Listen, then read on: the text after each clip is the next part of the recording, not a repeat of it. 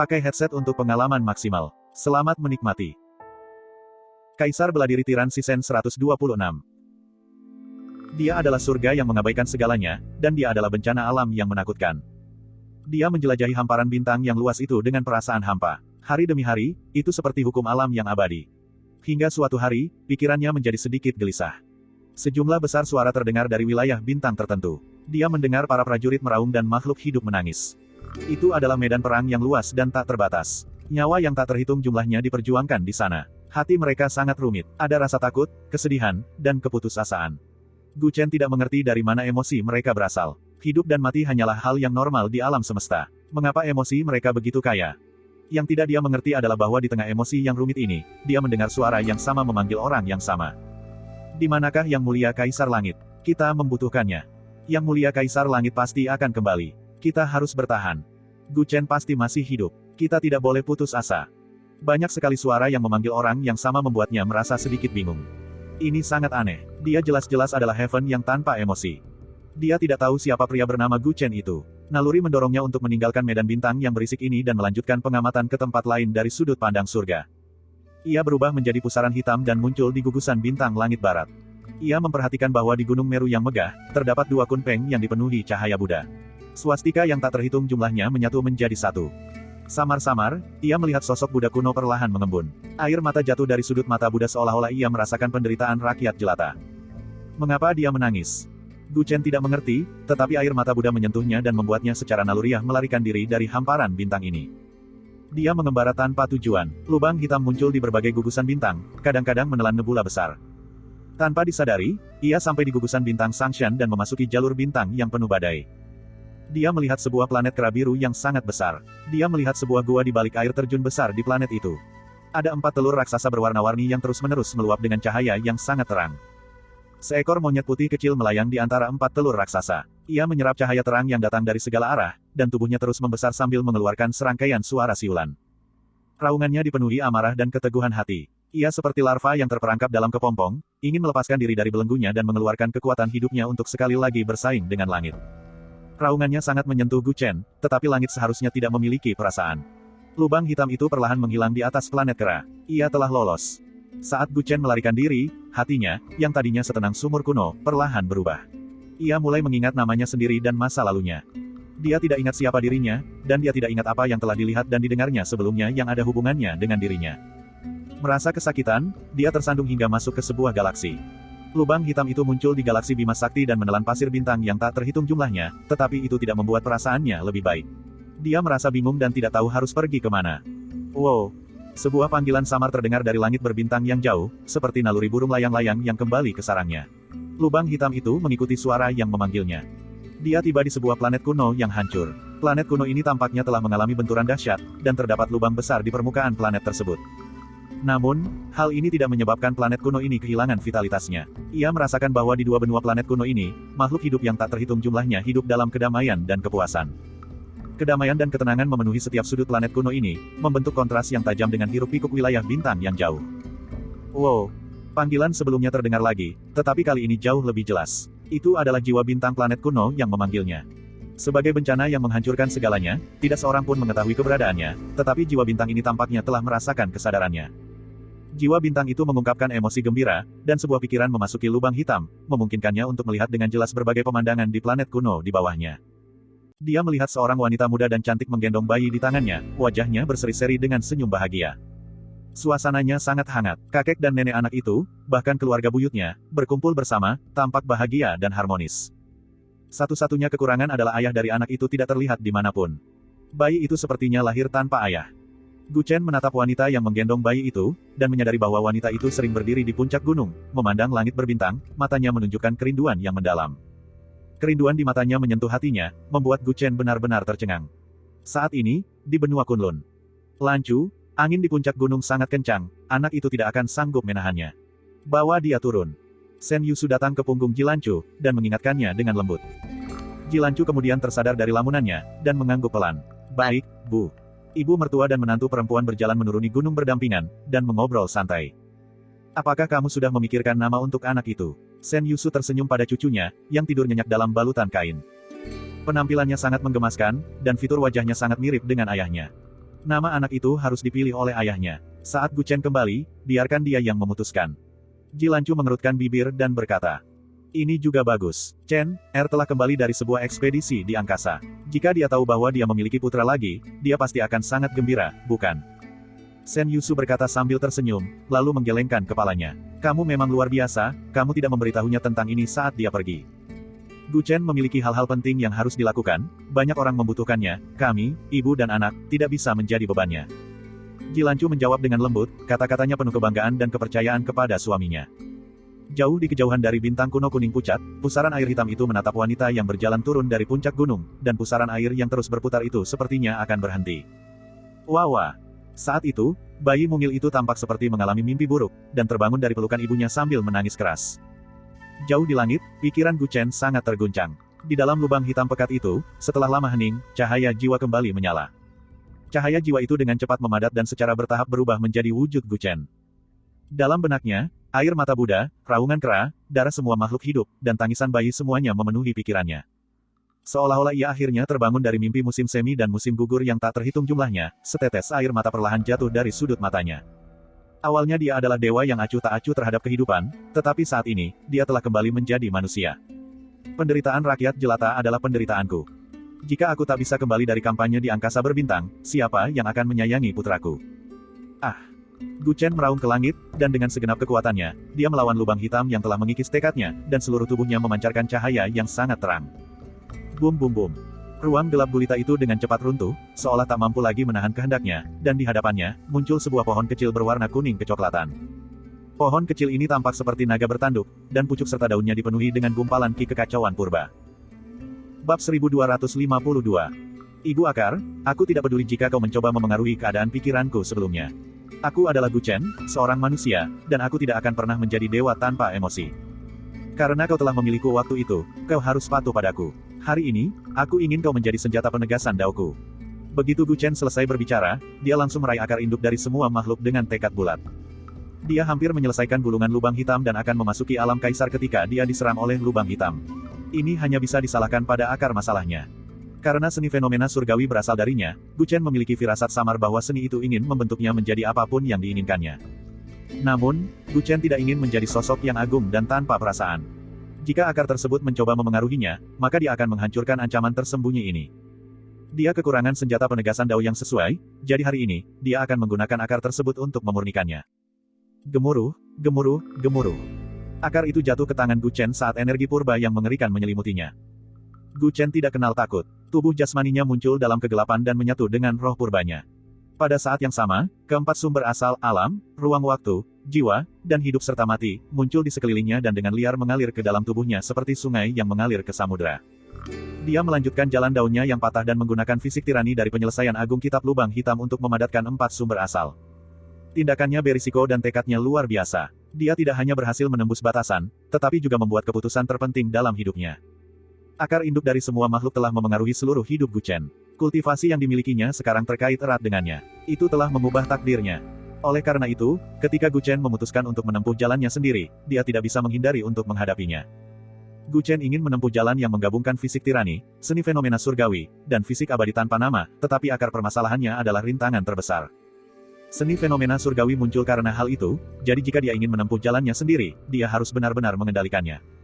Oleh karena itu, pada saat ini, Gu Chen mengabaikan keselamatannya sendiri dan menggunakan daunnya sendiri, intisari kekuatannya yang dahsyat, dan darah sang tirani untuk memurnikan akar induk segala sesuatu, dan dia bersumpah untuk mengubahnya menjadi senjata untuk membuktikan daunnya. Seluruh tubuhnya berubah menjadi bola cahaya yang sangat kuat. Roh primordialnya, tubuh jasmaninya, akar ibu dari segala sesuatu, dan bahkan keempat esensi semuanya bercampur menjadi satu pada saat ini. Transformasi yang sangat mengejutkan pun terjadi. Gu Chen tidak tahu apakah jalan ini akan berhasil, tetapi dia ingin mengambil risiko. Dia ingin menempuh jalannya sendiri dan menjadi kaisar langit sejati yang dapat mengubah nasib rakyat jelata. Setelah waktu yang tidak diketahui lamanya, gelombang energi yang mengamuk akhirnya mereda. Dalam kegelapan, sebuah tubuh berharga yang aneh lahir. Gu Chen berdiri di kehampaan tanpa ekspresi. Ia telanjang, tetapi daging dan darahnya bersinar terang. Di tengah alisnya, muncul sebuah rune putih yang mendalam. Itu adalah tanda asal, melambangkan bahwa seorang kultivator telah menjadi seorang raja, berhasil memadatkan salah satu dari 3.000 dao agung.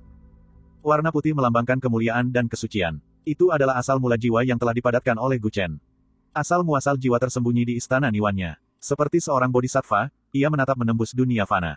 Di belakang Gu Chen, sepasang sayap perak yang berkilauan muncul. Sayap-sayap itu dipenuhi dengan pola dao yang tak terhitung jumlahnya, seolah-olah terhubung dengan ruang waktu yang luas dan misterius. Asal-muasal ruang waktu tersembunyi di dalam tulang naga. Ketika sayap ruang waktu terbentang, ia bagaikan naga sejati yang melayang ke 9 langit. Miliaran mil gunung dan sungai pun melintas dengan cepat. Tanda hitam dan putih muncul di setiap telapak tangan Gu Chen. Itu adalah asal mula kehidupan dan kematian. Di telapak kakinya, juga muncul tanda-tanda berwarna hijau zamrud. Itulah asal mula alam. Asal mula alam dan asal mula kehidupan dan kematian tersembunyi di dalam 4 kutub. Ini berarti bahwa ia dapat mengendalikan alam dan mengendalikan kehidupan dan kematian. Dan di inti tubuh Gu Chen, di dalam dantiannya, terjadi transformasi yang tidak diketahui. Ia tak memiliki asal-usul, tetapi ia memiliki akar induk dari segala sesuatu. Dan bentuk akar induk dari segala sesuatu juga berbeda dari sebelumnya. Pohon itu tak lagi tampak seperti pohon kecil. Ia telah berubah menjadi kuali. Untaian ki yang kacau tak terhitung jumlahnya melayang di dalam kuali itu.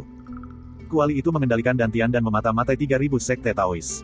Keempat sumber utama berkumpul menjadi satu. Ia mengendalikan hidup dan mati di alam, serta mengendalikan ruang waktu dan reinkarnasi. Gu Chen merasa bahwa dia belum pernah sekuat ini sebelumnya. Kekuatannya meluap tanpa batas. Desir. Ia membuka matanya. Di pupil matanya, Bima Sakti menghilang. Bunga jiwa mekar dan layu. Dengan sebuah pikiran, tubuh telanjangnya mengenakan jubah putih. Tanda di dahinya, tangan dan kakinya, serta sayap ruang waktu di punggungnya perlahan menghilang. Auranya benar-benar terkendali, dan dia tampak seperti manusia biasa. Xing Hun, terima kasih. Gu Chen berdiri di dalam lubang hitam dan berbicara pelan kepada bintang Chang Huang kuno. Jika bukan karena Xing Hun milik Gu Xing yang memanggilnya, dia mungkin tidak akan pernah bangun. Xing Hun menjawab dengan gembira. Gu Chen tersenyum. Tatapannya menembus 9 lapisan awan dan terfokus pada sebuah sudut benua Kunlun. Dia menatap istri tercintanya, putranya, ayahnya, dan teman-temannya. Jika dia kalah dalam pertempuran melawan alam ke-9 di Kabupaten Xing, istri, anak-anak, orang tua, dan semua makhluk hidup di alam ke-9 akan hangus menjadi abu. Dia tidak bisa hanya duduk diam dan menyaksikan hal ini terjadi. Dia ingin mengubah segalanya. Tunggu aku kembali. Gu Chen menatap istri dan anak-anaknya untuk terakhir kalinya di bintang Chang Huang kuno. Lubang hitam itu perlahan menutup. Bukan karena dia tidak cukup merindukan mereka, melainkan karena dia sangat mencintai mereka. Dia tidak akan kembali sampai dia menaklukkan Kabupaten Xing. Galaksi Sangshan, planet Kera. Galaksi Langit Barat, Gunung Meru. Pada saat yang sama, 2 lubang hitam raksasa muncul di langit di atas planet Kera dan Gunung Meru. Mereka berputar perlahan, seolah-olah terhubung ke suatu tempat yang tidak diketahui. Keributan aneh ini membuat para prajurit suku Kera Hati dan para biksu kuil Badai Agung kebingungan. Mereka mengira bahwa pasukan musuh telah tiba. Bencana alam ke-9 telah tiba. Kaisar surgawi yang setara dengan surga, Kaisar Buddha dari surga barat, baik Anda dibangkitkan atau bereinkarnasi, mohon ulurkan tangan Anda hari ini. Sebuah suara agung menyebar ke seluruh planet Kera dan Gunung Meru. Setelah berbicara, 2 pancaran cahaya melesat keluar dari lubang hitam, menyinari Gunung Meru dan Gua Kera Hati. Diterangi cahaya, saudara-saudara Kunpeng, yang diselimuti cahaya Buddha yang tak terbatas, menyatu dengan kecepatan yang jauh lebih cepat. Dengan relik di dalam tubuh mereka sebagai pusatnya, daging dan darah mereka menyatu menjadi satu, perlahan-lahan mengembun menjadi Buddha kuno. Amitabha, terima kasih, Sang Dermawan, atas bantuanmu. Sang Kaisar Buddha yang agung menyatukan kedua telapak tangannya dan mengucap syukur kepada langit. Para biksu di kuil badai semuanya tercengang. Di Gua Kera Hati, kelima leluhur bermandikan cahaya dari langit. Dengan kera putih sebagai pusatnya, mereka perlahan menyatu menjadi satu. Seekor kera raksasa yang mengenakan mahkota ungu emas dari bulu Phoenix, baju zirah surgawi emas, dan sepatu naik surga muncul di planet Kera. Mata emasnya menatap dunia dengan jijik. Ia membawa tongkat kebebasan di pundaknya dan memandang lubang hitam di langit. Siapa kamu? Kaisar Surgawi Gu Chen. Sebuah suara terdengar dari lubang hitam. Apakah Kaisar Surgawi dari alam surgawi telah berubah? Kaisar surga yang setara bertanya sambil tersenyum. Sebenarnya, dia sudah memahami semuanya dari ingatan kehidupan ini. Apakah kau akan pergi? Tanya Gu Chen dingin. Tentu saja, aku akan pergi. Aku melewatkan pertempuran jutaan tahun yang lalu karena aku tidak berada di alam surgawi. Hari ini, aku akan bertarung bersama Kaisar Surgawi yang baru. Hari ini, aku akan menghancurkan awan dan membuat Kabupaten Xing menderita kerugian besar. Kaisar surga yang setara meraung. Dia menginjak awan saltonya dan terbang ke lubang hitam di langit. Kaisar Buddha dari surga barat melantunkan nama Buddha dan naik ke langit pada saat yang bersamaan. Bab 1253. Galaksi itu berlumuran darah, dan mayat-mayat berserakan di mana-mana. Garis pertahanan di dekat jendela transit kekacauan telah lama runtuh. Banyak sekali makhluk aneh yang menyerbu masuk, dan miliaran kultivator bertarung sampai mati. Namun, makhluk-makhluk aneh baru terus bermunculan dari jendela transit kekacauan. Sudah ada miliaran dari mereka, dan itu sangat mengerikan. Bahkan semut pun bisa menggigit gajah sampai mati. Terlebih lagi, semua binatang aneh ini sangat kuat. Mereka memiliki kulit tembaga dan tulang besi, dan tidak takut mati. Semangat pasukan sekutu sangat terpengaruh, dan situasinya sangat genting. Galaksi langit selatan akan segera jatuh. Berhentilah berjuang. Dengan hanya 6 orang di antara kalian, apa yang bisa kalian ubah? Di galaksi tempat kapal perang segitiga itu berada, Zuo Chunqiu, Tang Ning, Li Sunyu, Pendeta Taois Feng Zhen, Kaisar Hantu, dan Hai Dongqing semuanya terluka parah. Mereka sudah berada di ujung batas kemampuan mereka. Li Sunyu kehilangan satu lengannya, dan Pendeta Tao Feng Zhen buta sebelah mata. Yang paling mengejutkan adalah Kaisar Hantu, yang kehilangan separuh kepalanya. Seandainya dia bukan karena fakta bahwa dia adalah jenazah seorang kaisar, dia pasti sudah mati di sini. Di sisi lain, lawan mereka, 30 jenderal Kabupaten Sing, sebagian besar tidak terluka. Mereka memandang ke-6 orang itu dengan mengejek. Ke-30 jenderal itu adalah veteran yang telah bertempur di banyak dunia. Mereka jauh lebih kuat daripada mereka yang baru memasuki alam pencarian Dao. Selain itu, jumlah mereka 5 kali lipat lebih banyak daripada dunia ke-9. Hasil pertempuran ini telah ditentukan sejak awal. Alasan mengapa Zuo Chunqiu dan yang lainnya bisa bertahan begitu lama adalah karena ke-30 orang itu sombong dan meremehkan mereka. Selain itu, mereka juga siap menangkap ke-6-nya. Akan sangat disayangkan jika para kultivator alam pencarian Dao dibunuh begitu saja. Garis pertahananmu telah runtuh sepenuhnya. Semua prajuritmu akan segera dimangsa oleh pasukan binatang Sing kami. Kalian masih memiliki kekuatan. Jika kalian menyerah, kalian masih memiliki kesempatan untuk hidup. Pria kuat berkulit ungu itu menatap Zuo Chunqiu dan berkata dengan dingin. Awalnya, dia memandang rendah penduduk asli dunia ini. Tetapi dia harus mengakui bahwa beberapa orang sebelum dia telah mengubah pikirannya. Terutama pemuda berambut perak ini. Teknik daunnya selalu berubah, dan dia adalah talenta yang menjanjikan. Jika dia bisa mengendalikannya sedikit saja, dia pasti akan menjadi mesin pembunuh yang sangat mumpuni. Dengan pemikiran itu, dia memutuskan untuk memberi orang-orang ini kesempatan untuk hidup. Meskipun kau membunuh semua tentara, kau tidak akan berhenti, kan? Zuo Chunqiu mencibir dan mengepalkan tinjunya erat-erat. Tentu saja, kali ini kita mendapat perintah untuk menghancurkan seluruh alam ke-9. Pasukan binatang Sing akan mulai dari galaksi puncak selatan dan menyapu seluruh alam ke-9 hingga ke-12 galaksi hancur. Pria berkulit ungu itu tidak berusaha menyembunyikan niatnya dan berkata terus terang. Oleh karena itu, pahamilah bahwa duniamu telah berakhir sepenuhnya. Kau beruntung telah dipilih oleh pasukan kami dan tetap hidup. Jadi maksudmu kami harus berterima kasih padamu. Pendeta Taois Feng Zhen berkata dengan marah. Pria berotot dengan kulit ungu itu meliriknya dengan acuh tak acuh. Mungkin kau tidak bisa menerima kenyataan bahwa kampung halamanmu telah hancur, tetapi Kabupaten Sing dibangun di atas ilmu bela diri. Ada banyak jenderal sepertimu. Mereka cukup cerdas untuk memahami bahwa bersikap lemah adalah dosa, jadi mereka memilih untuk setia kepada Kabupaten Sing. Hanya dengan menyatakan kesetiaan kepada Kabupaten Sing, Anda akan dapat melangkah lebih jauh. Kata-kata pria bertubuh besar itu membuat ke-6 orang tersebut merasa marah dan sedih.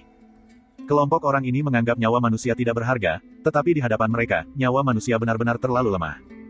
Bagi mereka, alam ke-9 adalah kampung halaman mereka. Itu adalah sesuatu yang tidak bisa mereka lepaskan. Namun, bagi Kabupaten Sing, itu hanyalah salah satu dari sekian banyak dunia yang telah mereka hancurkan. Perbedaan level mereka terlalu besar. Melindungi alam ke-9 adalah lelucon. Pasukanmu tidak bisa menghentikan pasukan binatang Sing. Mereka adalah mesin pembunuh yang dibuat khusus dan dapat diproduksi hampir tanpa batas. Lalu bagaimana jika kau mengumpulkan seluruh kekuatan alam ke-9? Melawan monster-monster yang tak terhitung jumlahnya, kau hanya akan kelelahan hingga mati. Duniamu ditakdirkan untuk hancur. Menyerah adalah pilihan terbaik dan satu-satunya bagimu, saran Jenderal Wanita, Wu Li. Jenderal Wanita, Wu Li, juga memberikan nasihat, matanya dipenuhi rasa iba. Dia mengagumi semangat juang orang-orang ini, tetapi serangan balasan mereka terlalu lemah. Zuo Chunqiu, Tang Ning, dan yang lainnya menggertakkan gigi. Mereka tahu bahwa pihak lain mungkin benar, tetapi mereka tidak bisa menyerah begitu saja. Jika mereka menyerah di sini, semua harga diri yang telah mereka bangun sepanjang hidup mereka akan sia-sia. Yang lebih penting lagi, ketika mereka memikirkan orang yang belum muncul, mereka tidak punya alasan untuk menyerah. Jika mereka menyerah di sini, bagaimana mereka bisa menghadapinya? Bertarung sampai mati. Zuo Chunqiu mengangkat pedang di tangannya. Rambut peraknya berayun tertiup angin. Matanya dipenuhi kegilaan dan tekad saat ia mengambil keputusan. 5 lainnya mengangguk. Mereka menguatkan diri dan mengerahkan sisa kultivasi mereka, bersumpah untuk bertarung sampai mati. Keras kepala, sepertinya kita harus menyingkirkan mereka. Ekspresi pria berkulit ungu itu berubah muram. Dia mencoba membujuk mereka dengan baik, tetapi karena mereka tidak mendengarkan, dia terpaksa membunuh mereka semua. Bagaimana ini mungkin? Anjing hitam itu menatap ke depan dengan tak percaya. Para anggota kerajaan roh murni, seperti Yuan Buhuo dan Qiong Qi, juga tak percaya. Area dalam radius beberapa ribu mil telah berubah menjadi reruntuhan. Gelombang energi yang mengerikan baru saja mereda. Di tengah badai, Jenderal Kabupaten Sing, Pang Zeng, sedang menghancurkan kepala patung iblis sesat. Patung iblis sesat itu rapuh seperti selembar kertas di tangannya. Di sisi lain, tubuh sang jenderal tidak terluka setelah terkena pukulan patung iblis sesat. Itu adalah kekuatan yang dapat menghancurkan seluruh alam ilahi. Bahkan seorang kaisar pun seharusnya tidak akan selamat. Monster macam apa orang ini? Anjing hitam itu bergumam, hatinya dingin. Ye Qingxuang, yang sedang berduka atas kematian gurunya, merasa semakin putus asa ketika melihat ini. Mungkinkah tidak ada seorang pun yang bisa membalaskan dendam atas kematian tuannya? Senjata ini menarik. Jika seorang kultivator yang baru memasuki alam pencarian Dao menghadapinya secara langsung, dia mungkin akan terluka. Namun, senjata seperti ini tidak ada apa-apanya dibandingkan dengan senjata pembantaian yang dikembangkan oleh Kabupaten Sing. Pang Zeng melemparkan patung iblis sesat yang rusak ke langit berbintang dan menyeringai menyeramkan. Lagi pula, aku sudah mencapai surga kelima dari alam pencarian Dao. Bagaimana mungkin kekuatan setingkat ini bisa melukaiku? Surga kelima dari alam pencarian Dao. Anjing hitam itu terkejut. Kamu tidak tahu apa-apa tentang kekuasaan, kan? Pang Zeng memandangnya dengan mengejek. Kemudian dia melirik Zuo Chunqiu dan 5 orang lainnya yang berada di ambang kematian. Di dunia liar ke-9, bahkan jika seseorang tanpa sadar berkultivasi hingga alam pencarian Dao, dia hanya akan berada di alam pencarian Dao pertama. Bagaimana dia bisa melakukan apapun? Keberanianmu patut dipuji, tetapi di saat yang sama, itu bodoh. Pang Zeng mencibir dan meludah. Seolah-olah dia telah menginjak-injak martabat seluruh dunia ke-9. Aku tidak punya waktu untuk bermain denganmu. Dia berkata dengan arogan lalu melangkah menuju Ye Qingxuang, yang berada di belakang kerumunan. Bab 1254. Hentikan dia. Anjing hitam, banteng hijau, dan kuda naga tidak akan menyerah begitu saja. Mereka mengertakkan gigi dan menyerbu maju bersama anggota wilayah iblis lainnya. Retakan. Pang Zeng meraih tanduk naga leluhur milik kuda naga dan mematahkannya. Tanduk itu terlempar jauh dengan darah berlumuran di sekujur tubuhnya. Ledakan. Pang Zeng menamparkan Qiong Qi, dan dia menjerit. Tubuhnya yang perkasa berubah menjadi abu. Bahkan roh purbanya pun tak mampu bertahan. Dia terlalu kuat, meskipun energinya tidak banyak, dia menginjak-injak semua orang seperti semut. Dia tidak hanya memandang rendah semua orang, tetapi dia juga memiliki kemampuan untuk memandang rendah semua orang. Pang Zeng, jenderal hukum surgawi termuda dalam sejarah Komando Sing. Dia mengolah sumber kekuatan yang disebut ketangguhan. Konon, tidak ada yang bisa menembus pertahanannya. Hanya ada 10 jenderal hukum surgawi di Komando Sing. Sebagai yang termuda, ia memiliki masa depan yang cerah. Bahkan ada yang mengatakan bahwa ia mungkin akan mewarisi posisi Raja Dao Sing di masa depan. Mustahil untuk menang melawan lawan seperti itu. Seorang gadis berambut ungu menatap medan perang sendirian dan bergumam pada dirinya sendiri di tepi medan perang galaksi langit selatan. Melihat jenderal hukum surgawi yang legendaris, dan kemudian miliaran binatang buas yang telah menerobos garis pertahanan dan menimbulkan malapetaka di medan perang, mata Feng Yaya dipenuhi kekecewaan. Dia berharap akan ada perubahan dalam pertempuran hari ini, jadi dia tetap tinggal untuk menonton. Di luar dugaan, orang yang dinantikannya tidak muncul. Dunia ke-9 juga mengalami kekalahan telak karena ketidakseimbangan kekuatan tempur yang sangat besar. Apakah tebakanku salah? Orang itu bukan penerus Raja Dao. Akankah dunia ke-9 berakhir hari ini? Feng Yaya bergumam, merasa sedikit menyesal. Dia tidak membenci dunia ini, tetapi dunia ini terlalu lemah. Menjadi lemah di lautan kekacauan adalah dosa tersendiri. Feng Yaya tampak mengingat beberapa kenangan masa lalu, dan matanya dipenuhi kesedihan. Dia berbalik dan memutuskan untuk pergi. Dunia ke-9 sudah selesai, tidak ada alasan untuk tinggal di sana. Saat dia berbalik dan melangkah, dia tiba-tiba berhenti. Merasakan sesuatu, dia tiba-tiba mengangkat kepalanya dan menatap ke langit. Sayangnya, kau akan segera dikuburkan bersama dunia ini. Raksasa berkulit ungu itu mencengkeram Zuo Chunqiu yang sekarat, wajahnya dipenuhi niat membunuh. Separuh tubuhnya berlumuran darah. Jelas sekali ini perbuatan Zuo Chunqiu. Dia merasa dirinya adalah orang terkuat kedua di pasukan ini, namun dia secara tidak sengaja terluka sedemikian parah oleh seorang bocah dari dunia biadab. Itu sungguh penghinaan yang luar biasa. Dia ingin membunuh Zuo Chunqiu, tetapi Tang Ning dan yang lainnya juga dikepung musuh dan tidak punya cara untuk membantunya. Saat ini juga, gemuruh, gemuruh. Suara gemuruh menggema di langit, menyebabkan pria bertubuh kekar itu tanpa sadar mengangkat kepalanya untuk melihat ke atas. Bukan hanya dia, banyak jenderal dari Kabupaten Sing juga mengangkat kepala. Di langit di atas medan perang yang luas, sebuah pusaran hitam yang sangat besar perlahan muncul. Di tepinya, siklon-siklon yang tak terhitung jumlahnya berputar dengan cepat, menghasilkan arus listrik yang mengerikan. Keributan itu terlalu besar, menyebabkan para kultivator yang tak terhitung jumlahnya yang bertarung di medan perang secara tidak sadar menghentikan gerakan mereka. Bahkan binatang buas dengan kecerdasan rendah pun secara naluriah merasakan bahaya dan mulai meratap. Bencana alam. Pang Zeng, yang sedang berjalan menuju Ye Qingxuang, mengangkat kepalanya dan menyipitkan matanya. Lubang hitam itu mengembang dengan kecepatan yang mengejutkan, seolah-olah akan menelan seluruh medan perang dalam sekejap. Lubang hitam itu memberinya perasaan bahaya. Angin dan guntur mengamuk di sekitarnya, seolah-olah ruang angkasa akan runtuh karenanya. Namun, bagian dalam lubang hitam itu sangat stabil, seolah-olah itu adalah jurang tak berdasar yang dapat menelan segala sesuatu di dunia. Tiba-tiba, lubang hitam itu mulai bergerak. Ia berputar dengan frekuensi yang elegan namun menakutkan di medan perang, seolah-olah tidak akan pernah berubah. Suara mendesing, suara mendesing, suara mendesing. Banyak sekali makhluk buas yang bertarung dengan para kultivator dari dunia ke-9 tidak dapat mengendalikan tubuh mereka dan secara paksa tersedot ke langit oleh gaya gravitasi yang tak tertandingi. Turbulensi mengerikan terbentuk di seluruh medan perang. Banyak sekali binatang buas meraung ketakutan saat mereka terlempar ke langit, jatuh langsung ke dalam lubang hitam. Anehnya, para prajurit pasukan sekutu di medan perang sama sekali tidak terpengaruh. Mereka menatap lubang hitam itu dengan kaget, tidak mengerti apa yang sedang terjadi. Ini bukan bencana alam.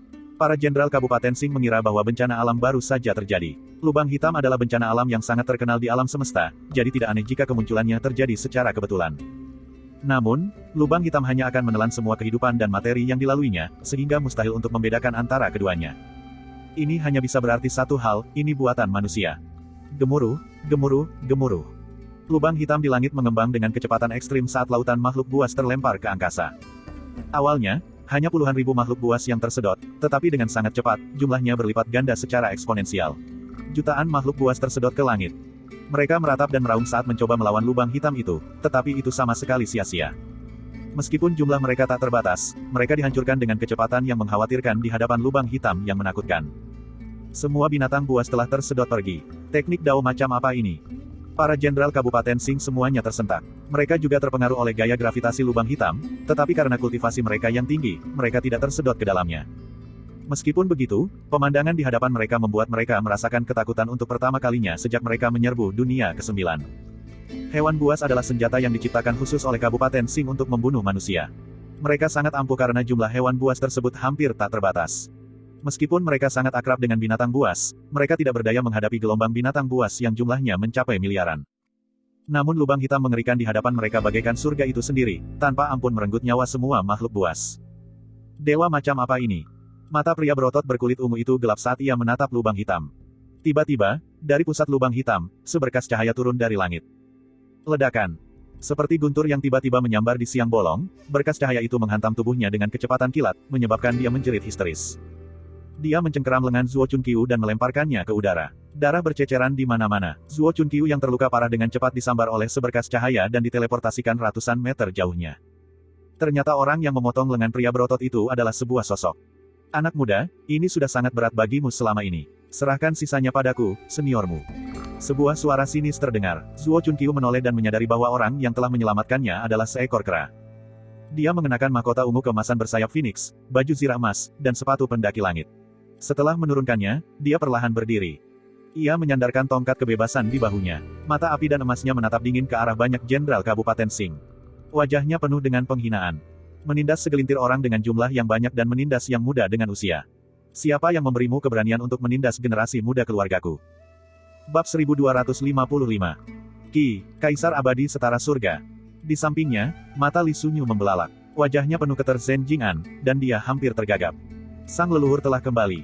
Di kejauhan, para prajurit suku Kera Hati, yang dipimpin oleh Yang Mulia Abadi Kera Agung dan Yang Mulia Abadi Douzan, terharu hingga menangis ketika melihat pemandangan ini. Apakah dia Kaisar Abadi Setara Surga? Tang Ning menatap pemandangan belakang yang megah itu dengan terkejut sambil mengingat legenda Kaisar Abadi Setara Surga. Konon, Kaisar Abadi Setara Surga lahir dari kekacauan. Bakatnya luar biasa. Di zaman kuno, dia adalah sosok yang setara dengan Kaisar Langit. Dia mahir dalam teknik suci pertempuran, dan tidak berlebihan jika dikatakan bahwa dia dilahirkan untuk bertempur. Di antara banyak kaisar abadi, dia selalu dikenal sebagai yang terkuat. Sejuta tahun yang lalu, dia berkonflik dengan Kaisar Langit generasi pertama dan meninggalkan dunia abadi, melewatkan perang besar yang menyebabkan runtuhnya dunia abadi. Tidak lama setelah itu, beredar desas-desus bahwa Kaisar Abadi Setara Surga telah menghilang, dan bahwa leluhur kelima dari suku Kera Hati telah lahir. Sejak saat itu, nasibnya menjadi misteri. Tang Ning tidak pernah menyangka akan melihat Kaisar Abadi Setara Surga di sini. Namun, kemunculannya tanpa diragukan lagi telah membawa secercah harapan bagi alam ke-9. Surga ketiga dari pertanyaan Dao. Baru beberapa tahun sejak kekuatan Dao alam ke-9 pulih. Bagaimana mungkin seorang kultivator dengan kekuatan seperti itu muncul? Para jenderal dari Kabupaten Sing terkejut ketika mereka merasakan aura dari Kaisar Surgawi yang setara dengan surga. Lalu apa masalahnya jika dia berada di surga ketiga alam pencarian Dao? Apa yang bisa diubah oleh satu orang? Dengan sangat cepat, pria berotot berkulit ungu itu menghentikan pendarahannya dan menatap Kaisar Abadi Setara Surga dengan tatapan penuh kebencian. Kata-katanya masuk akal, dan para jenderal Kabupaten Sing yang sedikit panik pun menjadi tenang.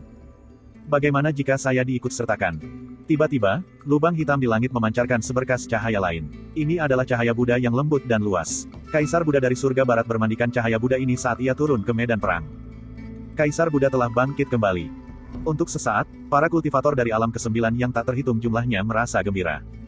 Kaisar Abadi Setara Surga dan Kaisar Buddha Surga Barat, dua kaisar perkasa dari era primordial, telah kembali hari ini.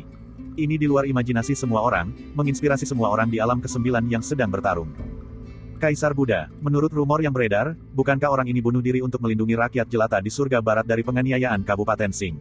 Dia belum mati. Dari kejauhan, Feng Yaya memandang Kaisar Buddha. Hatinya bergejolak. Sebelum datang ke alam ke-9, dia telah menggunakan salurannya sendiri untuk memahami dunia ini terlebih dahulu. Kaisar Buddha Langit Barat telah meninggalkan kesan mendalam padanya. Kabupaten Sing selalu bersikap arogan. Selama pertempuran jutaan tahun yang lalu, mereka tidak peduli dengan sebagian besar kaisar surgawi di alam ke-9. Namun, ketika menghadapi Kaisar Buddha, sikap mereka sangat aneh. Mereka memilih menggunakan belas kasihannya untuk memaksanya bunuh diri daripada menyerangnya secara langsung. Ini sudah cukup untuk menunjukkan betapa kuatnya dia saat itu. Sekarang semakin menarik, alam ke-9 memang menyembunyikan kekuatan yang tak terbayangkan. Mata Feng Yaya berbinar, dia tidak lagi terburu-buru untuk pergi, dan menantikan apa yang akan terjadi selanjutnya. Dua orang di alam ketiga alam pencarian Dao. Dugaan saya benar. Pang Zeng memandang kedua musuh yang tiba-tiba muncul itu, dan wajahnya sedikit bersemangat. Ia sudah lama meyakini bahwa seseorang di alam ke-9 telah bersekongkol dengan pasukan musuh Kabupaten Sing di lautan kekacauan. Namun, ia belum menemukan keberadaan Kaisar Langit, sehingga ia tidak dapat menyelidiki masalah ini. Dengan kemunculan tiba-tiba kedua ahli ini, dia mengalami terobosan. Langit ketiga alam pencarian Dao, hampir tidak cukup untuk bermain denganku. Dia tertawa buas dan menyerah pada Ye Qingxuang, anjing hitam itu, dan yang lainnya. Dia melangkah menuju Kaisar Abadi Setara Surga dan Kaisar Buddha Surga Barat. Kaisar Abadi Setara Surga merasakan auranya dan ekspresinya sedikit berubah. Dia mendongak ke arah lubang hitam di langit. Hei, Kaisar Langit, berurusan dengan begitu banyak orang saja sudah cukup sulit bagi kita berdua. Serahkan saja pria jelek itu padamu. Suara Kaisar Abadi Setara Surga terdengar jauh dan bergema di seluruh medan perang. Kaisar Surgawi, apakah Yang Mulia telah kembali? Apakah lubang hitam ini adalah karya Yang Mulia? Banyak sekali kultivator di medan perang yang merasa gembira mendengar ini. Mereka telah lama menunggu Kaisar Langit dan percaya bahwa beliau akan memimpin mereka untuk mengalahkan musuh-musuh mereka. Namun, Kaisar Langit tidak muncul. Mereka berada di ambang keputusasaan. Siapa sangka dia akhirnya akan kembali. Apakah Gu Chen sudah kembali? Anak ini benar-benar membuat orang khawatir. Tang Ning tertawa ketika mendengar itu. Matanya sedikit berkaca-kaca. Penantian mereka tidak sia-sia. Untungnya, mereka berhasil bertahan hingga saat terakhir. Kaisar Surgawi, bocah tak dewasa bernama Gu Chen itu akhirnya berani menunjukkan dirinya. Pang Zeng berhenti di tempatnya dan tertawa buas ke arah langit. Situasinya semakin lama semakin menarik. Orang yang selama ini dia cari akhirnya muncul. Gu Chen. Ye Qingxuang perlahan mengangkat kepalanya ketika mendengar banyak orang memanggil nama Gu Chen. Matanya merah dan bengkak karena menangis, dan hatinya dipenuhi keputusasaan. Tuannya adalah satu-satunya kerabatnya dan orang yang paling peduli padanya di dunia ini. Namun, dia telah dibunuh secara brutal oleh pria tak berperasaan itu. Di dunia ini, yang lemah bahkan tidak punya hak untuk mati. Jika aku ingin seseorang mati, orang itu akan mati. Kau tidak berhak bernegosiasi denganku. Tak seorang pun di alam ke-9 berhak melakukannya. Kata-kata Pang Zeng terus terngiang di benaknya, menyebabkan tubuh Ye Qingxuang gemetar dan dua aliran air mata mengalir di pipinya. Dia menatap lubang hitam di langit dan kehilangan semua harga dirinya sambil berteriak sekuat tenaga. Gu Chen, tolong aku. Tolong bantu saya. Tuan sudah mati. Kumohon, aku tidak bisa melakukannya sendiri. Tolong, bantu aku membunuhnya. Isak tangis Ye Qingxuang menggema di seluruh medan perang. Dia bukan satu-satunya yang kehilangan orang yang dicintainya. Seluruh medan perang dipenuhi kesedihan. Hahaha, kau mengandalkan dia untuk membalaskan dendammu. Bagaimana mungkin seorang pengecut yang baru berani muncul saat ini bisa membantumu? Ketika Pang Zeng mendengar ini, seolah-olah dia telah mendengar sesuatu yang sangat menggelikan, dan dia tertawa terbahak-bahak. Dia sombong, kasar, dan memandang rendah seluruh dunia. Dia menginjak-injak nyawa orang sesuka hatinya. Langit berbintang dipenuhi dengan tawa arogannya. Sesaat kemudian, berkas cahaya terakhir menghantam jatuh dari lubang hitam. Sinar cahaya itu seolah mampu membelah langit dan bumi. Sinar itu merobek ruang angkasa dan menembus tubuhnya. Pang Zeng, yang tidak terluka oleh serangan patung iblis heterodoks yang mampu menghancurkan alam ilahi, berhenti tertawa. Ledakan. Dia jatuh tersungkur dan memuntahkan darah. Dia menghancurkan meteorit yang tak terhitung jumlahnya di langit berbintang sebelum akhirnya berhenti. Saat itu, rambutnya acak-acakan dan kepalanya berdarah. Dia tidak lagi sekuat sebelumnya. Di tempat ia berdiri sebelumnya, sesosok figur berbaju putih muncul di langit. Rambut hitamnya berkibar tertiup angin, dan ia menjadi pusat perhatian semua orang. Maaf, saya terlambat. Gu Chen melirik seluruh medan perang dan berkata dengan suara tenang namun rumit. Seluruh area menjadi hening. Bahkan para jenderal Kabupaten Sing pun tercengang melihat jenderal mereka dipukuli hingga babak belur dalam sekejap. Langit berbintang ini milik alam ke-9. Ini milik kita. Tak seorang pun dapat mengambilnya dari kita. Tatapan mata Gu Chen menjadi tajam. Aura kekaisaran yang menakutkan menyebar. Hari ini, bergabunglah denganku dan bunuh semua musuh. Kata-katanya sederhana dan lugas, tetapi mampu memengaruhi ratusan juta kultivator dari alam ke-9 di medan perang. Mata mereka dipenuhi air mata saat mereka mengangkat senjata. Bab 1256. Unity adalah benteng yang kokoh. Kembalinya Celestial Tirk bagaikan pil penenang yang menyapu bersih semua rasa takut dan kecemasan di hati para kultivator alam ke-9. Mereka mengeluarkan raungan pemusnahan yang paling keras. Di medan perang, terdengar raungan amarah yang tak berujung. Para kultivator yang terluka dan jatuh ke tanah berjuang untuk berdiri, dan para prajurit surgawi yang kelelahan sekali lagi menggenggam tombak di tangan mereka. Ikuti Tirk surgawi dan bunuh semua musuh. Alam ke-9 menyambut serangan balik yang putus asa. Arah seluruh medan pertempuran berubah. Miliaran binatang Sing yang telah menyebabkan begitu banyak masalah bagi pasukan sekutu ditelan oleh lubang hitam. Tentara yang tak terhitung jumlahnya meraung dan membelah binatang Sing yang tersisa. Sang setara surga dan kaisar Buddha dari surga barat bekerja sama. Yang satu memegang tongkat kebebasan dan menggunakan teknik suci pertempuran, sementara yang lain menggunakan telapak Buddha untuk menaklukkan semua musuh. Mereka berdua adalah kaisar terkuat di era primordial. Setelah kembali 1 juta tahun kemudian, kekuatan mereka telah meningkat. Untuk sesaat, banyak jenderal dari Kabupaten Sing berada dalam posisi yang tidak menguntungkan. Akhirnya kita berimbang. Zuo Chunqiu, Tang Ning, dan yang lainnya kembali bersemangat. Mereka tidak perlu lagi menghadapi musuh yang jumlahnya 5 kali lipat dari mereka. Mereka semua menggunakan kartu andalan mereka dan bertarung dengan sekuat tenaga. Suasana putus asa yang menyelimuti seluruh medan perang menghilang. Gu Chen berjalan menuju Jenderal Pang Zheng dari Kabupaten Sing dengan wajah dingin dan tanpa emosi. Wajah Pang Zheng dipenuhi debu. Dia menatap medan perang yang telah menjadi tidak menguntungkan baginya. Ekspresinya sangat ganas. Dasar bocah nakal, aku tadi terlalu ceroboh. Dia menerobos masuk ke pasukan sekutu alam ke-9 sendirian. Bahkan patung iblis heterodoks yang tampak menakutkan pun tidak bisa melukainya sama sekali. Akibatnya, dia terlalu ceroboh. Dia tidak menyangka pria di depannya mampu melukainya. Karena itu, dia bahkan tidak mencoba menghindar. Akibatnya, dia menderita kerugian besar dan kehilangan muka di depan seluruh alam ke-9 dan bawahannya.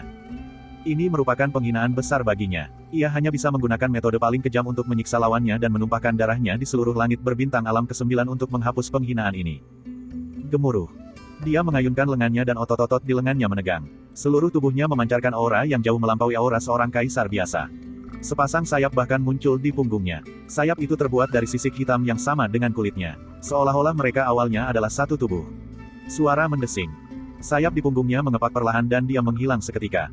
Pada saat yang sama, ruang dan waktu di sekitarnya tampak membeku, dan semua prajurit di medan perang yang jauh melambat hingga titik di mana bahkan suara pun tidak dapat menembus. Pang Zheng, Jenderal Kabupaten Sing, mulai serius. Kecepatannya sangat tinggi hingga mampu mendistorsi ruang dan waktu. Jauh lebih cepat dari kecepatan rata-rata. Tidak ada yang bisa mengimbanginya. Sebelum ada yang menyadarinya, kepalamu akan jatuh ke tanah. Di hadapan semut-semut alam ke-9, kau dan aku akan mati dalam satu gerakan. Aku penasaran bagaimana perasaan mereka ketika itu terjadi. Pang Zheng menyeringai mengerikan. Dia memutar ruang dan waktu untuk bergerak di belakang Gu Chen dengan kecepatan luar biasa. Sebuah cakar bersinar dengan cahaya hitam saat mendarat di kepala Gu Chen. Dia senang mematahkan leher musuh-musuhnya dengan cara yang biadab. Hal itu memungkinkannya merasakan kekuatan dan keindahan yang paling murni. Dalam pandangannya, ekspresi Gu Chen tidak berubah sedikitpun. Jelas sekali bahwa dia sama sekali tidak mampu mengimbangi kecepatannya. Dia mencibir dalam hatinya saat cakarnya turun. Bisa. Itu sangat mudah di luar dugaan. Dia dengan mudah menembus tubuh lawannya, seolah-olah dia hanya mengenai udara. Tidak bagus. Insting bertarungnya, yang biasa melalui pertempuran yang tak terhitung jumlahnya, membuatnya waspada. Dia mengepakkan sayapnya dan dengan paksa memindahkan dirinya sejauh beberapa ratus sang dari musuhnya. Setelah merasa aman, dia melihat dan menyadari bahwa musuhnya tidak menyergapnya seperti yang dia bayangkan. Sebaliknya, itu adalah sosok yang perlahan menghilang menjadi cahaya warna-warni. Apa yang sedang terjadi? Dia melihat telapak tangannya dan menyadari bahwa cakar yang baru saja menyentuh lawannya diwarnai dengan cahaya 9 warna yang aneh. Dunia berputar dan dia mendapati dirinya kembali ke posisi semula sebelum menyerang lawannya. Sosok lawannya telah berubah bentuk. Musuh itu seperti waktu yang membeku, menatapnya dengan dingin. Sepertinya Gu Chen telah menembus alam kaisar. Dari keributan barusan, bahkan jika Pang Zeng ceroboh, kekuatannya bukanlah kultivator pencarian dao tingkat pertama biasa. Di tepi medan perang, Feng Yaya melihat situasi yang berubah dengan cepat dan sangat terkejut hingga mulutnya tak bisa terpejam. Dia pernah bertarung dengan Gu Chen sebelumnya, jadi dia memiliki pemahaman kasar tentang kekuatannya. Dia memiliki pendapat yang tinggi tentangnya dan yakin bahwa kekuatannya akan berlipat ganda setelah dia menembus alam kaisar.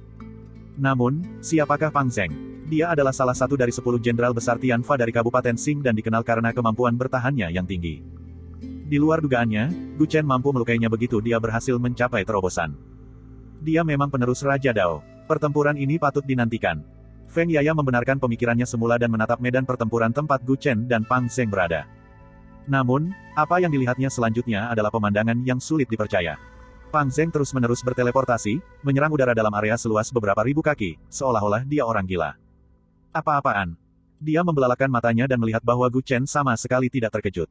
Dia berbalik dan berjalan menuju medan perang tempat 30 jenderal Kabupaten Xing berada. Mungkinkah ini ilusi? Agar Pang Zeng bisa menjadi jenderal besar Tianfa termuda di Kabupaten Xing, kultivasinya seharusnya jauh lebih tinggi daripada Gu Chen. Bagaimana mungkin dia bisa tertipu oleh ilusi? Feng Yaya terkejut. Matanya berbinar-binar saat ia mencoba mencari tahu apa yang sedang terjadi. Pada saat itu, Gu Chen telah tiba di medan perang tempat Kaisar Agung dan yang lainnya berada. Hei, bolehkah kamu datang ke sini? Kaisar Surga yang setara bertanya ketika dia melihat Gu Chen. Dia menatap aneh ke arah Pang Zeng yang gila di kejauhan. Aku sudah menjebaknya dalam lingkaran waktu. Dia tidak akan bisa keluar dalam waktu 5 menit. Mari kita selesaikan masalah ini di sini dulu. Gu Chen berkata dengan tenang. Tatapan dinginnya menyapu 30 jenderal Kabupaten Xing, membuat mereka merinding. Ada apa dengan Jenderal Pang? Teknik dao macam apa yang membuatnya tertipu?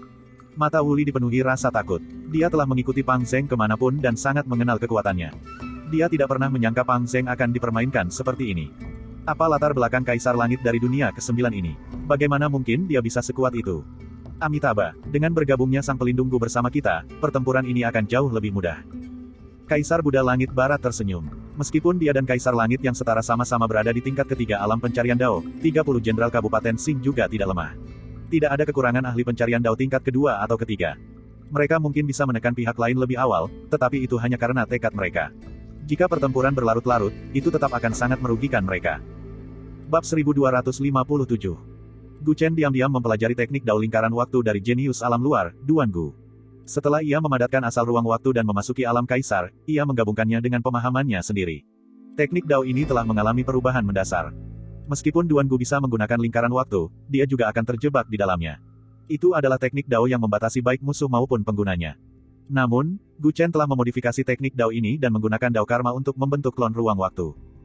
Ketika Pang Zeng bersentuhan dengan klon ruang waktunya, dia akan mengaktifkan teknik dao yang telah ditinggalkannya di dalam klon tersebut dan jatuh ke dalam lingkaran waktu satu arah. Teknik dao ini cukup menakutkan. Ini berbeda dari ilusi mental. Jika seseorang tahu bahwa mereka telah jatuh ke dalam ilusi, mereka dapat dengan mudah mematahkannya. Namun, lingkaran waktu tidak semudah itu. Mengingat kultivasi Pang Zeng jauh di atasnya, Gu Chen memperkirakan secara konservatif bahwa ia hanya bisa menjebaknya selama sebatang dupa. Namun, waktu yang dibutuhkan untuk menyalakan sebatang dupa sudah cukup. Itu sudah cukup bagi alam ke-9 untuk unggul dalam perang ini. Gu Chen menatap para jenderal Kabupaten Xing dengan tatapan dingin di matanya. Sudah hilang. Dia berteleportasi ke belakang seorang jenderal dan melambaikan tangannya. Bunuh dia. Harus diakui bahwa jenderal Kabupaten Xing memiliki kemampuan bertarung yang luar biasa. Dalam situasi ini, dia bereaksi dengan segera. Dia mengacungkan pedang melengkung tingkat senjata penguasa di tangannya dan menyerang Gu Chen dari sudut yang sulit, mencoba bertukar luka dengannya. Para pengikutnya juga bereaksi dengan cepat. Mereka mengeluarkan persenjataan kekaisaran mereka secara bersamaan. Gemerincing. 5 jari Gu Chen dengan lembut menekan tepi pedang melengkung itu. Tepi pedang melengkung itu terkikis dan berkarat dengan kecepatan yang mengejutkan. Ia tampak seperti telah mengalami jutaan atau bahkan puluhan juta tahun dalam sekejap. Seluruh tubuhnya berkarat dan tidak lagi sekuat dulu. Jenderal yang mencoba bertukar pukulan dengan Gu Chen merasa ngeri ketika mendapati 2 aliran gas hitam dan putih mengalir dari telapak tangan Gu Chen ke senjatanya dan masuk ke tubuhnya. 1 hitam dan 1 putih, 1 yin dan 1 yang, 1 kematian dan 1 kehidupan. Kekuatan sumber hidup dan mati meresap ke dalam tubuh musuh. Di satu sisi, kekuatan itu merampas vitalitas musuh, dan di sisi lain, menyelimuti organ dalam musuh dengan aura kematian. Aku tidak ingin mati. Rasa takut akan kematian yang naluriah menyebabkan suara sang jenderal bergetar. Tubuhnya tiba-tiba menyusut dan berubah menjadi kerangka. Mati. Hanya dalam satu gerakan, Gu Chen telah membunuh seorang kaisar yang sedang mencari ilmu dao. Itu. Melihat ini, para jenderal Kabupaten Xing terkejut sekaligus marah. Dua senjata agung yang paling dekat dengan Gu Chen melepaskan gelombang dahsyat yang tak tertandingi dan menghantam Gu Chen. Dari kedua senjata kaisar ini, salah satunya adalah Yin. Saat berkilauan dengan cahaya metalik, roh jahat dan roh bejat yang tak terhitung jumlahnya berkerumun di sekitarnya, seolah-olah mereka ingin melahap seluruh dunia. Yang satunya lagi memiliki kemampuan mengendalikan es. Rasa dingin yang ekstrim menyerang, dan bulu mata Gu Chen langsung membeku. Namun ekspresinya tidak berubah. Dia melepaskan senjata musuh yang menyerupai kerangka itu dan membalikkan tubuhnya di udara. Kakinya menimbulkan pusaran angin. Jejak asal alami di kakinya bersinar terang pada saat ini. Kilat dan api ilahi menyapu kehampaan. Bum bum bum. Semua roh jahat dilenyapkan menjadi abu oleh petir, dan hawa dingin yang ekstrim juga diusir oleh api yang berkobar. Ini hanyalah gerakan menghindar sederhana. Kaki kiri Gu Chen bagaikan cambuk panjang yang mencambuk salah satu jenderal. Jenderal itu secara naluriah mencoba menangkis, tetapi ia terdorong mundur oleh tendangan Gu Chen. Ketika akhirnya ia berhasil menghentikan dirinya, ia menyadari bahwa tempat di mana ia ditendang tiba-tiba dipenuhi aura yang sangat dingin. Aura itu langsung menyelimuti seluruh tubuhnya. Dingin. Rasa dingin yang datang dari lubuk jiwanya. Dia telah lama memasuki alam kaisar. Baik itu es atau api, seni spiritual biasa seharusnya tidak mampu melukainya. Satu-satunya hal yang bisa melukainya adalah kekuatan asal es. Meretih. Saat aura dingin menyebar dari tubuhnya, dia tiba-tiba merasakan arus listrik yang kuat mengalir melalui tubuhnya. Dia benar-benar lumpuh akibat serangan ganda dari hawa dingin yang ekstrim dan petir. Puff, puff, puff. Namun, semuanya belum berakhir. Kobaran api keemasan yang tak terhitung jumlahnya keluar dari 7 lubang di kepalanya. Dalam sekejap mata, kepala dan roh purbanya hangus terbakar. Apakah aku sudah mati? Kesadarannya berhenti di saat-saat terakhir. Dia tidak mengerti bagaimana seseorang bisa memiliki kekuatan sumber petir, sumber es, dan sumber api secara bersamaan. Orang ini, teknik dao apa yang dia latih? Meskipun terasa seperti waktu yang lama, sebenarnya itu sangat singkat. Gu Chen telah membunuh 2 kaisar dalam waktu yang singkat. Hal ini menyebabkan para jenderal lain dari Kabupaten Qing tidak dapat menyembunyikan rasa takut di wajah mereka. Dari pertukaran singkat barusan, terlepas dari kecepatan, kekuatan, atau pertahanan fisiknya, lawannya jauh melampaui kultivator alam pencarian dao biasa. Terlebih lagi, metode yang ia gunakan untuk membunuh kedua jenderal itu bahkan lebih aneh. Jelas sekali bahwa ia telah menggunakan kekuatan yang berbeda dari sumber yang sama. Meskipun dimungkinkan untuk mempelajari jenis teknik dao lainnya setelah memasuki alam pencarian dao, itu tetap tidak dapat dibandingkan dengan kekuatan asal seseorang. Ada apa dengan orang ini? Asal-usul seperti apa yang dia kembangkan? Benarkah dia baru saja menjadi kaisar di alam ke-9 dalam 2 tahun terakhir?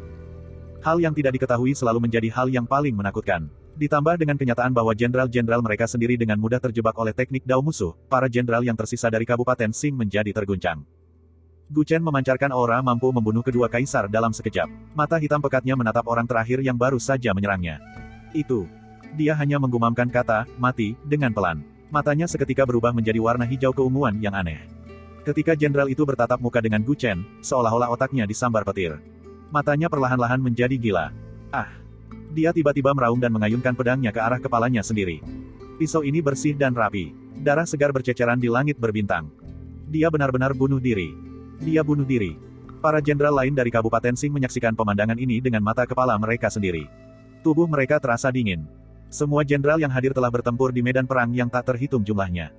Dapat dikatakan bahwa mereka telah merangkak keluar dari tumpukan mayat dan lautan darah. Kemauan mereka tidak lemah.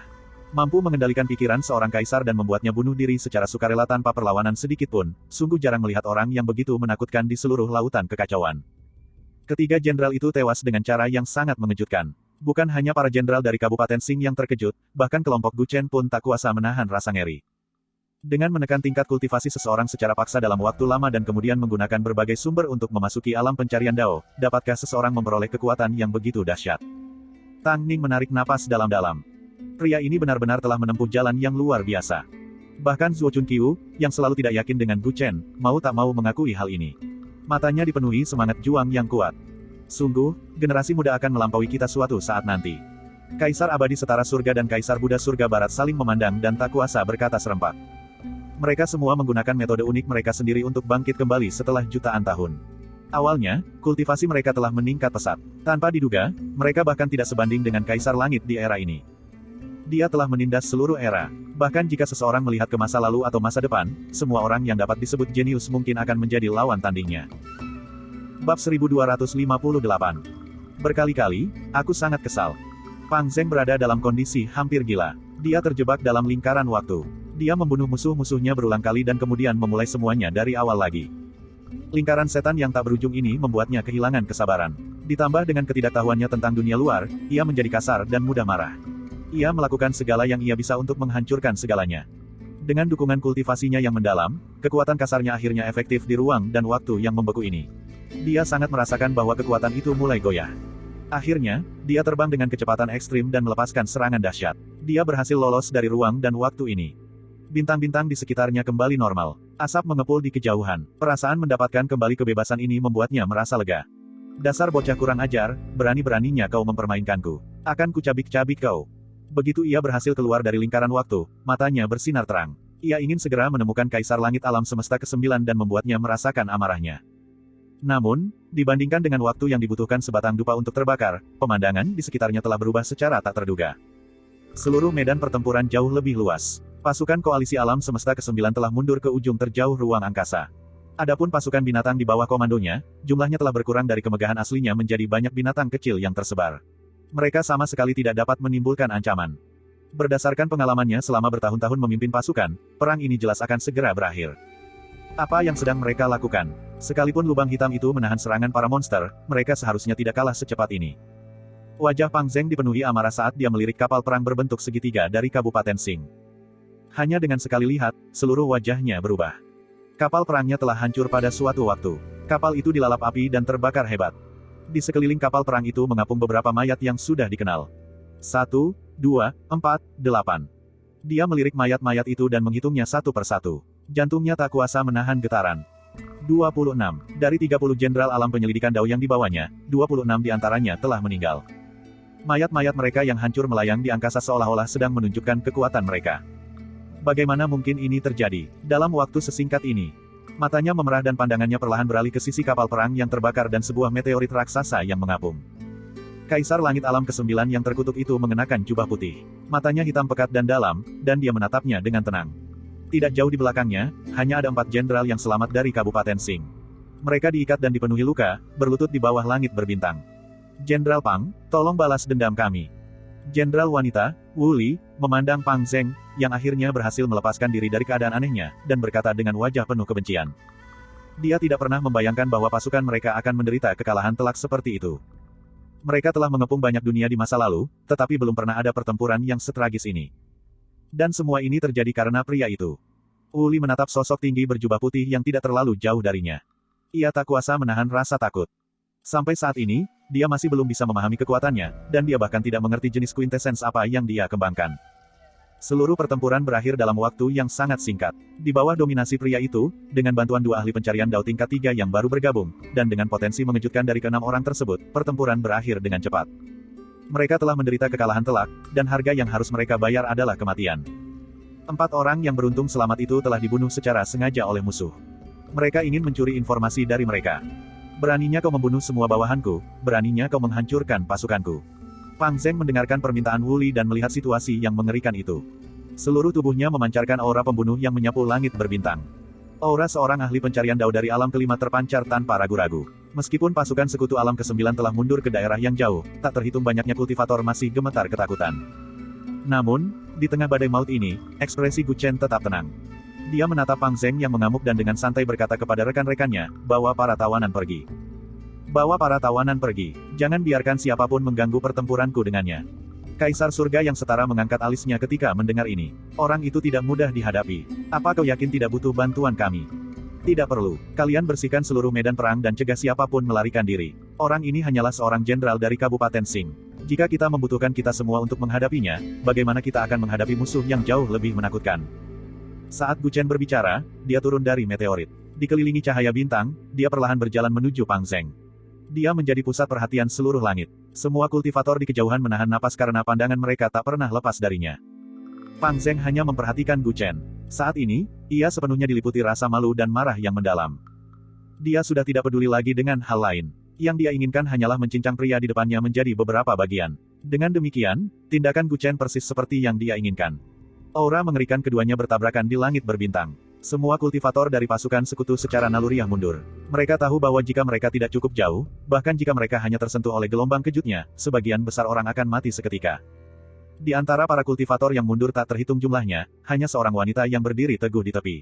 Dia menggigit bibirnya dan menatap Gu Chen. Matanya dipenuhi air mata. Gu Chen berjalan mendekat ke arah Pang Zeng dan tanpa sadar meliriknya. Seandainya saja aku berhasil menembus batasan itu lebih awal. Dia menghela napas dalam hati dan menyalahkan dirinya sendiri atas apa yang terjadi pada Ye Qingxuang dan muridnya. Di ranah yang dia kuasai saat ini, ada banyak hal yang bisa dia lihat sekilas. Sebelumnya di kuil Guntur Agung, Qiyu Mengyi memiliki kesempatan untuk menggagalkan rencana pria bertopi bambu. Dia bahkan mungkin bisa menembus batas untuk menjadi kaisar dengan bantuan kekuatan keyakinan dari surga barat. Namun, dia hanya berdiri di sana dan memilih untuk menyerah pada ide awalnya. Gu Chen memahami maksudnya. Meskipun dia telah meninggalkan Istana Surgawi, dia masih seorang jenderal roh dari Istana Surgawi. Dia juga peduli dengan keselamatan langit berbintang. Karena itu, dia memilih untuk datang ke medan perang. Namun, dia dibunuh secara brutal. Bukan hanya dia, tetapi Zhao Jianjia, Ji Mengchen, dan banyak lainnya juga dibunuh secara brutal. Orang-orang ini dibunuh karena mereka menolak menjawab pertanyaan musuh tentang keberadaannya. Perseteruan berdarah ini hanya bisa disalahkan padanya. Seandainya dia tidak menghadapi masalah lubang hitam yang melahap tuannya, mungkin mereka tidak akan mati. Bahkan, tidak akan ada begitu banyak tentara sekutu yang berdarah begitu banyak dan tetap berada di medan perang ini selamanya. Apa yang sudah terjadi tidak bisa diubah. Gu Chen tahu bahwa penyesalan dan desahan tidak ada gunanya. Satu-satunya cara untuk meratapi orang mati dan menghibur mereka yang masih hidup adalah dengan membunuh dalang dari semua ini. Mendengar itu, mata Gu Chen menajam dan aura menakutkan dan mendominasi terpancar dari tubuhnya. Bab 1259. Aku tak peduli kau monster macam apa. Aku akan mencabik-cabikmu hari ini juga. Otot-otot Pang Zeng menegang dan tubuhnya menjadi beberapa kali lebih tinggi. Dia melangkah melintasi langit berbintang seperti gajah liar dan menyerbu ke arah Gu Chen. Gu Chen tidak mundur. Segel di tangannya bersinar dan memancarkan aliran aura maut murni yang menyelimuti seluruh tubuhnya dalam sekejap mata. Seperangkat baju zirah hitam muncul di tubuhnya, pas sekali dengan kulitnya. Tubuhnya juga secara misterius berubah menjadi 9 kepala dan 18 lengan. Tubuh Dewa Iblis Hitam. Ini adalah teknik Dao yang terpaksa digunakan oleh Kaisar Dunia Bawah selama pertempurannya dengan Gu Chen. Teknik ini dapat meningkatkan kekuatan fisik seseorang secara signifikan. Setelah Gu Chen memasuki alam Kaisar, dia benar-benar menguasai asal kematian dan asal kegelapan. Dia dengan mudah menguasai teknik Dao yang pernah digunakan oleh Kaisar Dunia Bawah. Teknik Dao ini seperti siklus waktu. Setelah dia menyempurnakannya, kekuatannya tidak bisa dibandingkan dengan sebelumnya. Pang Zeng adalah seorang kaisar dengan pertahanan fisik yang sangat kuat. Untuk mengalahkannya, Gu Chen telah berubah menjadi Dewa Iblis Hitam dengan tubuh fisik yang sama kuatnya. Ledakan. Kekuatan fisik yang luar biasa berarti kecepatan yang luar biasa. Keduanya langsung menghilang dari tempat mereka berada dan bertabrakan satu sama lain seperti jarum yang mengenai penusuk. Yang terbaik, yang terbaik, yang terbaik. Hamparan langit berbintang yang luas tak mampu menahan benturan keduanya. Retakan berbentuk jaring laba-laba muncul di angkasa. Mati kau, bocah nakal. Pang Zeng menyadari bahwa dia tidak bisa unggul dalam bentrokan langsung dan menjadi semakin frustrasi. Dia membalikkan tangannya dan mengeluarkan kapak perang yang aneh. Salah satu sisi kapak perang itu adalah palu dan sisi lainnya adalah kapak kecil. Mata kapak kecil itu bersinar dengan cahaya merah iblis, seolah-olah telah dicelup dengan darah. Pang Zeng menyalurkan sebagian kekuatan ke kapak perang itu dan kapak tersebut memancarkan aura mengerikan dan mematikan yang memenuhi langit berbintang dalam radius 100.000 mil. Mata Gu Chen menyipit. Di bawah indera yang kuat dari asal-usul jiwa, dia bisa merasakan aura jiwa-jiwa mati yang tak terhitung jumlahnya dari kapak besar itu. Jiwa-jiwa yang telah mati itu terperangkap di dalam kapak, yang justru meningkatkan keganasannya. Dari kebencian mereka yang masih membekas, Gu Chen dapat merasakan kesedihan karena rumah mereka hancur dan keluarga mereka terbunuh.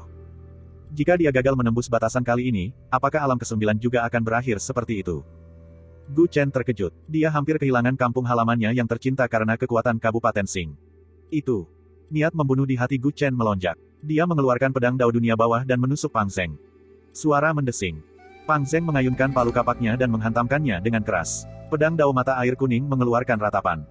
Kaca. Pedang Kaisar musim semi kuning yang abadi ternyata hancur hanya dengan satu pukulan palu. Wajah Gu Chen berubah mati rasa. Sayap waktu di punggungnya mengepak saat dia mundur dengan cepat sambil memegang pedang Dao Dunia Bawah yang patah. Pang Zeng meleset dari sasarannya, dan ekspresinya menjadi semakin menyeramkan. Sayap waktu terbentuk dari jejak asal waktu dan ruang. Sayap-sayap itu terhubung erat dengan asal mula waktu dan ruang. Meskipun ia memiliki kecepatan yang luar biasa, ia tetap bukan tandingan bagi sayap-sayap tersebut. Senjata monark biasa tidak akan mampu menghadapinya. Setelah menjauh, Gu Chen menatap pedang Dao Dunia Bawah yang patah itu dan bergumam pada dirinya sendiri. Dalam pertarungan melawan Fang Wen, meskipun pedang Dao Dunia Bawah tidak sebaik pedang 3 talenta, pedang itu hanya terlempar jauh. Namun, saat melawan Pang Zeng, pedang itu hancur. Kekuatan orang ini jauh melampaui kultivator alam pencarian Dao biasa. Palu kapak di tangannya adalah senjata verifikasi Dao-nya. Palu itu memiliki ketajaman dan kekuatan yang tak terbayangkan. Pedang Dao dunia bawah telah hancur dalam sekejap. Ini berarti sungai Styx tidak dapat menghalangi serangannya. Pohon harta karun kuno pun akan sama. Apakah ini satu-satunya yang bisa saya gunakan? Gu Chen merenung. Di dalam dantiannya, sebuah kuali persegi berkaki 4 berwarna abu coklat berdesis lembut.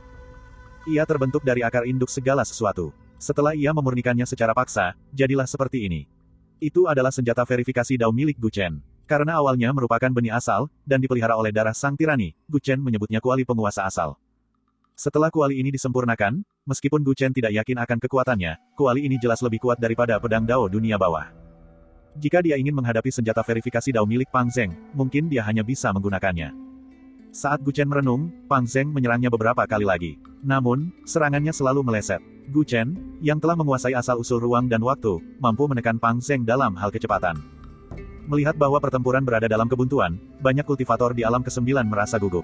Secara kasat mata, tampaknya Gu Chen berada dalam posisi yang tidak menguntungkan. Jika aku menggunakan kuali penguasa asal, mungkin akan mudah untuk menghadapi Pang Zeng.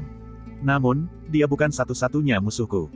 Gu Chen bergumam sendiri. Dia teringat pada makhluk raksasa bernama Xing. Dia tahu betul bahwa menghancurkan pasukan Kabupaten Xing bukan berarti krisis alam ke-9 telah berakhir. Ini hanyalah garda depan. Mungkin ada badai di belakang mereka. Di lautan kekacauan yang luas dan rumit, alam ke-9 terlalu tidak penting, dan semua yang dia ketahui sejauh ini terlalu dangkal. Asal-usul benih penciptaan masih belum diketahui. Pasti ia menyembunyikan rahasia yang mengejutkan sehingga mampu memberiku teknik seperti teknik alam bintang surgawi. Gu Chen memiliki firasat bahwa ketika gerbang alam tersegel alam ke-9 dihancurkan oleh pasukan Kabupaten Xing, banyak rahasia tersembunyi akan terungkap. Dalam keadaan seperti itu, jika dia ingin menghindari masalah, dia tidak bisa memperlihatkan kuali dominasi asal. Aku tidak bisa menggunakan kuali dominasi asal. Jika aku ingin menghadapi orang ini, aku harus menggunakan teknik Dao itu. Gu Chen bergumam pada dirinya sendiri. Dia tidak terlalu ingin menggunakan teknik Dao yang baru saja dipahaminya. Namun, dia tidak punya pilihan lain. Apa gunanya bersembunyi? Jika kau berani, lawan aku langsung. Serangan Pang Zeng berulang kali dihindari oleh Gu Chen. Dia menjadi bingung dan frustrasi. Jika kau tak punya nyali untuk melawanku secara langsung, aku akan membunuh semua orang di alam ke-9 terlebih dahulu. Matanya dipenuhi kegilaan. Tiba-tiba dia berbalik dan menyerbu ke arah pasukan sekutu. Gu Chen tak kuasa menahan diri untuk tidak menyipitkan matanya. Ia menatap punggung Pang Zeng dan mengulurkan satu tangannya. Tanda jiwa di istana Niwan di antara alisnya bersinar terang. Sejumlah besar kekuatan jiwa melonjak keluar dari tubuhnya. Itu adalah ketika pendeta Taois Feng Zhen, Tang Ning, dan yang lainnya melihat pemandangan ini dari kejauhan, mereka merasakan keakraban yang tak terlukiskan. Gerakan ini, mungkinkah? Ledakan. Pang Zeng merasa seolah badai tak berujung sedang mengacaukan pikirannya. Ia tiba-tiba berhenti di tempatnya. Roh primordialnya di lautan kesadarannya tiba-tiba terguncang keluar dari tubuhnya. Anak nakal ini. Roh purbanya menoleh dan menatap Gu Chen. Ada sedikit rasa takut di tengah keterkejutannya. Tingkat teknik jiwa ini bukanlah sesuatu yang bisa dipelajari oleh kaisar alam pencarian Dao manapun. Ini adalah kekuatan sumber roh jiwa. Hanya dengan memadatkan sumber roh jiwa dari 3000 jalan agung, yang sangat sulit untuk dikultivasi, barulah ia dapat memaksa roh primordialnya keluar dari tubuh fisiknya. Ketika Gu Chen melihat roh purba Pang Zeng ditarik keluar, dia merasa lega. Dia tahu bahwa dia telah memenangkan pertempuran ini. Gerakan tadi adalah teknik Dao dari pria bertopi bambu. Setelah Gu Chen menyerap sumber roh jiwa pihak lain, dia secara alami mempelajarinya. Terhadap pria bertopi bambu, Gu Chen masih memiliki sikap yang rumit. Pria bertopi bambu awalnya adalah musuhnya, tetapi di akhir hidupnya, pria dengan transformasi besar diberikan kepadanya. Menggunakan jurus pria bertopi bambu membuatnya merasa rumit, tetapi seni penahan roh ini benar-benar terlalu kuat. Kekuatan terbesar Pang Zeng adalah tubuh fisiknya. Sekarang, karena roh primordialnya terpaksa terpisah dari tubuh fisiknya, itu berarti kekuatannya sangat melemah. Gu Chen menghuikan tangannya, dan pedang Trinitas yang ia peroleh dari Fang Wen mendarat di tangannya. Pedang Trinitas ini adalah senjata kaisar dalam aspek Dao takdir, dan memiliki efek tambahan pada teknik Dao apapun dalam aspek Dao takdir. Bab 1260. Mata Gu Chen kembali berubah menjadi hijau keunguan. Di matanya, takdir rumit yang tak terhitung jumlahnya muncul di sekitar roh primordial Pang Zeng. Setiap orang memiliki takdirnya masing-masing. Seperti kata pepatah, takdir ditentukan oleh langit. Beberapa orang dilahirkan dengan keberuntungan dan mampu mengubah kemalangan menjadi keberuntungan. Sebagian orang terlahir dengan nasib buruk dan terus-menerus dihantui oleh kesialan. Pedang 3 bakat milik Gu Chen menebas. Ini adalah pedang yang bisa mengubah takdir seseorang. Inspirasi untuk pedang ini berasal dari Fang Wen. Dia telah berulang kali menggunakan teknik Dao pengubah takdir di depan Gu Chen, dan Gu Chen mendapat sedikit gambaran tentang misteri teknik Dao pengubah takdir para guru asal. Namun, teknik Dao pengubah takdir para guru asal bertujuan untuk mendatangkan keberuntungan dan menghindari kemalangan. Sebaliknya, pedang Gu Chen justru mendatangkan kemalangan dan menghindari kemalangan. Pedang itu berasal dari Dao Agung dan dimaksudkan untuk menghancurkan segala kemungkinan Pang Zeng lolos dari pedang ini. Semua takdir keberuntungan telah terputus. Ini berarti bahwa tidak peduli teknik rahasia atau jimat pelindung apapun yang digunakan Pang Zeng, dia tidak akan bisa lolos dari pedang ini. Pedang ini adalah pedang tak terkalahkan yang tak bisa ditangkis. Saat pedang tiga bakat menebas ke bawah, roh primordial Pang Zeng kebetulan berada dalam keadaan di mana ia telah meninggalkan tubuhnya. Dalam keadaan seperti itu, dia panik dan secara tidak sadar ingin menggunakan teknik rahasia untuk melarikan diri. Namun, dia mendapati bahwa teknik rahasianya telah kehilangan keefektifannya.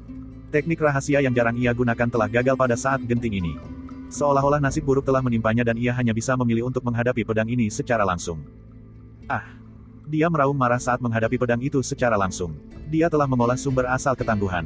Meskipun jiwanya tidak sekuat tubuh fisiknya, jiwanya juga tidak lemah. Jika dia menghadapinya secara langsung, mungkin itu bukan hal yang mustahil. Setelah pedang Guchen memutus semua jimat keberuntungan, pedang itu mendarat dengan ringan di kepala Pang Zeng. Teknik pedang berubah dalam sekejap. Bagus sekali, Nak, ini adalah teknik suci pertempuran tingkat tertinggi. Asura Slash, sukses besar.